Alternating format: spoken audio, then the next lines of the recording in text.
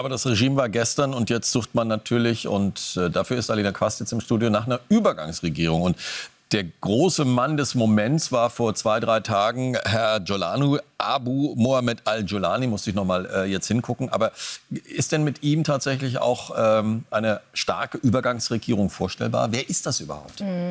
Ja, al-Jolani ist jetzt im Rampenlicht seit den letzten Tagen. Er war aber vorher auch bekannt als ein Terrorist, der von den USA gesucht wird durch seine Verbindungen zu Al-Qaida, aber auch zum IS.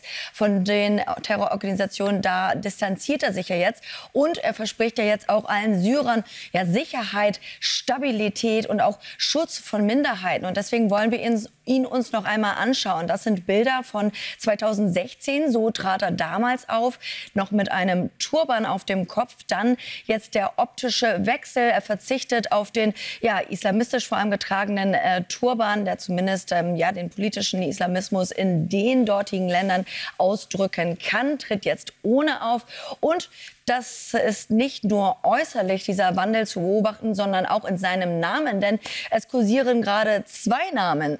Bürgerlich geboren Ahmed al-Shara, das ist sein bürgerlicher Name, unter dem er jetzt wieder auftritt. Und sein dschihadistischer Kampfname war eben der, den wir auch gerade angesprochen haben, Abu Mohamed al-Jolani, Anführer der Miliz HTS.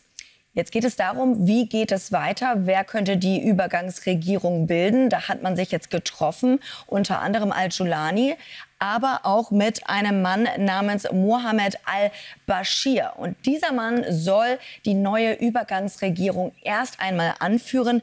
Woher kennt man ihn? Man kennt ihn als Regierungschefs und vorherigen Entwicklungsminister von einer Regierung in Idlib. Idlib, Rebellenhochburg, die sie ja war, wo die HTS schon eine Art Ministaat errichtet hat. Darauf wollen wir jetzt einmal blicken auf die Karte.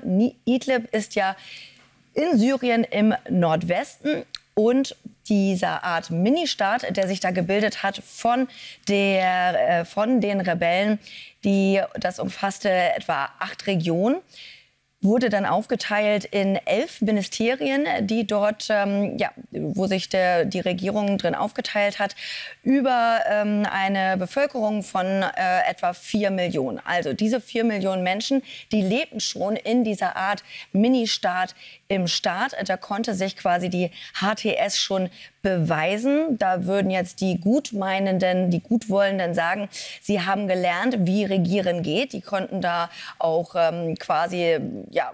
mit Nichtregierungsorganisationen wurde da quasi verhandelt. Da wurde viel für die Menschen organisiert. Kritiker werfen ihnen aber trotzdem das Verfolgen von politisch Andersdenkenden vor. Wenn wir jetzt einmal darauf blicken, was passiert jetzt.